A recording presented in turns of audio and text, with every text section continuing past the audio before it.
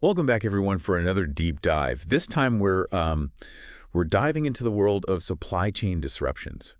You sent over some interesting stuff. One is this company trying to get on the podcast to promote their sourcing services in Vietnam. hmm And there's this article about how to manage supply chain disruptions. Yeah, Kind of ironic, right? Like, hey, come to Vietnam, it's really stable. right. But also be careful of supply chain disruptions. Yeah. But that's what we do here, cut through the noise and try to figure out what's really going on. What I find interesting is that they're tapping into a very real concern. And that is that these supply chains are becoming increasingly complex. And with that complexity comes a lot more vulnerability. So let's define the problem first. What exactly interact a supply chain disruption, and why should we care? Yeah, so at a basic level, it's really any unforeseen event that disrupts the flow of goods or services. I mean, think about it. Natural disasters like the article mentions, wiping out a manufacturing hub, or even things like sudden changes in trade regulations Oh, yeah. that create these logistical bottlenecks and these disruptions. I mean, they really have these cascading consequences Yeah. impacting businesses and consumers alike. So it's not just like, oh, my package is late. Right. We're talking potential financial losses, unhappy customers, Absolutely. potentially even wider economic repercussions. Exactly. And that kind of brings us to the strategies for building resilience that both of these sources kind of touch upon in different ways. Okay. The article, for instance, really emphasizes this idea of diversification of suppliers. So spreading your sourcing across different regions, kind of like diversifying your investment portfolio to manage risk. Exactly. Okay, but how do you actually DO that effectively? Mm. Like, I can't just randomly pick a bunch of suppliers in different countries and call it a day. No, you're absolutely right. Right. It's about strategic diversification. You need to kind of map out your supply chain, pinpoint the vulnerabilities, and then really target your diversification efforts accordingly. Got it. So, for example, if you're heavily reliant on a single region for like a critical component, that's a red flag. Yeah. You might want to consider sourcing that component from multiple regions, even if it means, slightly higher costs in some cases. So you're saying it's not just about spreading the risk geographically, but also thinking about the types of suppliers and the specific components or materials you're sourcing. Precisely. And that's where a deeper understanding of your supply chain becomes really crucial. Okay. You need to know your suppliers, understand their strengths and weaknesses, and really assess their own resilience practices. Makes sense. I also noticed in that Vietnam sourcing document that they really emphasize close relationships with manufacturers. Yeah. Is that part of this whole strategic diversification approach, or is that like a separate strategy altogether? It's definitely interconnected. Okay. Strong relationships with your suppliers, I mean, they're essential for navigating disruptions. Think about it. Open communication, proactive collaboration, Yeah. and even, sharing information about potential risks. These things can make a world of difference when things go sideways. So it's not just about having a contract in place. It's like fostering a genuine partnership Yeah. built on trust and mutual understanding. Absolutely. And that's something that this document really kind of subtly plays up. Right. They're highlighting their close ties with manufacturers, positioning themselves as more than just a sourcing platform. Yeah. They're presenting themselves as a partner who understands the local nuances and can help navigate potential disruption. I see what you mean. But what does that mean in terms of actual benefits for someone considering Vietnam as a sourcing location? What are the specific advantages, and are there any unique risks involved? That's a great question, and one that requires careful consideration. Right. On the one hand, Vietnam has become a really attractive sourcing destination for several reasons. They've got a growing manufacturing sector, a relatively stable political and economic environment, and a competitive labor market. So they're ticking a lot of the boxes in terms of cost effectiveness and potential for growth. But what about the potential downsides? Yeah. The article mentioned economic instability as a major cause of disruptions. How does that apply to Vietnam specifically? That's where due diligence really comes in. Okay. While Vietnam has made significant progress in recent years, Yeah. they're still considered an emerging market, which means there are inherent risks associated with economic and political volatility. Got it. You need to kind of dig deeper, Yeah. look beyond the marketing materials, and assess factors like government policies, currency fluctuations, Okay. and even social and environmental issues that could impact sourcing stability. So it sounds like there's a lot to unpack when you're evaluating a sourcing location like Vietnam. Yeah. It's not just about you know, chasing the lowest cost. Right. It's about understanding the broader context, both the opportunities and the potential risks. Absolutely. And I think, that broader context also includes factors beyond just the economics and the politics. Okay. We need to consider the ethical dimensions of sourcing as well. Yeah, that's a crucial point. We can't just be, hyper-focused on efficiency and profitability. Right. We also need to be thinking about the impact on workers, communities, and the environment. Exactly. If we're talking about, diversifying suppliers Yeah. and potentially moving some operations to new locations like Vietnam, Right. we need to make sure we're doing it in a way that upholds, ethical labor practices Mm. and supports sustainable production. So it's not just about mitigating risk and securing your supply chain. Right. It's about making responsible choices Yeah. that align with your values and contribute to a more just and sustainable world. Precisely. And that kind of brings us back to this Vietnam sourcing document. Right. They're clearly promoting the benefits of sourcing from Vietnam. Yeah. But are they addressing these ethical and sustainability concerns? That's something I think you would really want to scrutinize. It's like there's this whole other layer of questions beneath the surface of their marketing message. Absolutely. How do they ensure that the factories they're working with are treating their workers fairly? Right. What are their environmental standards? Right. Are they transparent about their sourcing practices? Those are all excellent questions. Mhm. And it's important to remember that, the responsibility doesn't just stop with the company that's promoting these sourcing solutions. Right. Anyone who's involved in global supply chains, Yeah. whether you're a large corporation or a small business, Mhm.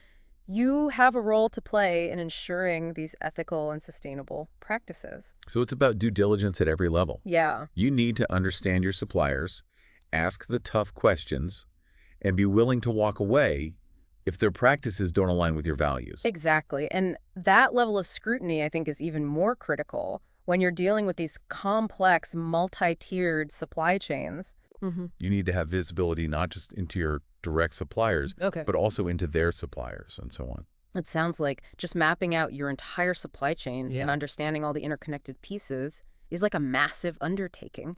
It is. How can companies even begin to manage that level of complexity?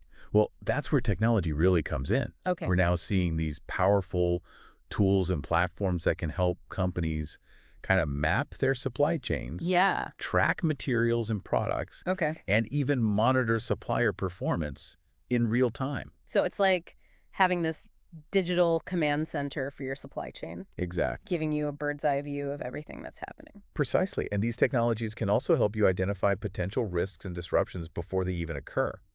Wow. So I'm thinking like algorithms that can analyze weather patterns, Yeah. track political instability, or even like monitor social media for signs of labor unrest. Is that the kind of thing we're talking about? Absolutely. We're talking about predictive analytics, machine learning, Wow. artificial intelligence, all being harnessed to try to create these more resilient and responsive supply chains. That's incredible. But even with all this technology, I imagine there's still a human element involved, right? Oh, absolutely. You still need people who understand the nuances, can interpret the data, and make informed decisions. You're absolutely right. Technology is a powerful tool, Mm-hmm.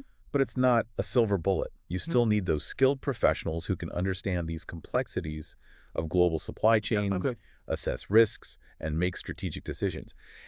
And that kind of brings us to another, I think, crucial aspect of resilience, Okay. and that is adaptability. So it's not just about like predicting the future. Maybe It's ju- about being able to pivot quickly Exactly. when the unexpected happens. And that adaptability extends to your workforce as well. Okay. You need a team that's cross-trained, flexible, Right. able to handle these unexpected challenges. You need people who can think critically, Yeah. solve problems creatively, and collaborate effectively. So it sounds like building a resilient supply chain is about so much more than just like managing logistics and sourcing materials. It is. It's about fostering a culture of agility, Yes. innovation, and continuous learning. That's a great way to put it. It's about creating an environment where people are empowered to make decisions, Right. take risks, and adapt to changing circumstances. And it's about recognizing that resilience is not like a destination. Right. It's a journey. It's a constant process of learning, adapting, and evolving to meet the ever-changing demands of the global marketplace. Well said. And that process requires a shift in mindset, both Sure. for businesses and for individuals. Mm, We need to kind of move away from that traditional command and control approach to right. supply chain management and embrace a more collaborative, Yeah. flexible, and data-driven model. So it's not just about top-down directives anymore. It's not. It's about empowering people at every level of the supply chain Exact. to make informed decisions and contribute to the overall resilience of the system. Precisely. And that requires a willingness to share information, trust your partners, Mm-hmm. and embrace new technologies and approaches. It sounds like building a truly resilient supply chain requires a fundamental shift in how we think about collaboration, It does. innovation, and the role of technology. And it requires a deep understanding of the interconnectedness of the global economy Right. and the impact of our choices on communities and the environment. It's about recognizing that we're all part of this complex system, Yeah. and our actions have ripple effects that extend far beyond our immediate sphere of influence. Beautifully put. And I think that recognition is what will ultimately drive us to create more resilient, sustainable, and ethical supply chains for the future. So it's not just about protecting ourselves from disruptions. Right. It's about building a better world. Exactly. And I think that's a goal worth striving for. It really is inspiring to think about supply chain resilience as a force for good, Yeah. not just, a way to protect profits. Right. With all this, complexity, like, where does someone even begin? Mm. It can feel kind of overwhelming. It can, and I think it's important to remember that, even small changes can make a difference. Okay. You don't need to overhaul your entire supply chain overnight. So what are some practical steps that businesses can take, or even like things that individuals can consider in their daily lives? Well, as we've discussed, transparency is key. Okay. Start by asking questions about the products you buy. Mm-hmm. Where were they made? Right. What are the company's labor and environmental policies? You'd be surprised how much pressure consumer demand can create. Right. Voting with your wallet. Exactly. Supporting companies that align with your values. That's something anyone can do. Exactly. And for businesses, it could be as simple as prioritizing local suppliers when possible. Okay. Not only does that support your community, Mm-hmm. but it often shortens those supply lines, Okay. reducing your carbon footprint and potential disruptions. It's like that ripple effect, right? Yeah. Small change Yeah. multiplied across countless businesses and individuals. Right. And it creates this powerful wave of positive change. Precisely. And remember that Vietnam sourcing document, it kind of inadvertently highlights another key point. Okay. Sometimes resilience is about seeking out new opportunities, Mm-hmm. exploring those, less conventional sourcing locations. So not being afraid to venture beyond the familiar, to diversify, not just for risk management, but Yeah. also for potential growth and new partnerships. Absolutely. It's about having that curious mindset, Okay. being open to new ideas and approaches. That's how innovation happens, both within your own supply chain and in the broader, global network. It's like we've gone on this journey, right? Yeah. From defining disruptions Yeah. to exploring practical strategies, Right, and yeah. now to this like bigger picture of interconnectedness and responsibility. Yeah. What a deep dive. It really reinforces this idea that, supply chain resilience, it isn't just a business imperative. It's an opportunity to create a more just, sustainable, and Right. resilient world. For all of our listeners out there, thank you so much for joining us on this deep dive. Yes. We hope you found this exploration insightful. Absolutely. Remember, you have the power to make a difference, You do. whether it's through the questions you ask, Yeah. the products you buy, Mhm. or the businesses you support. Let's continue to learn, adapt, and collaborate to build supply chains that not only withstand those disruptions, Yeah. but also contribute to a better future for everyone. Thanks again for joining us, and until next time, keep exploring.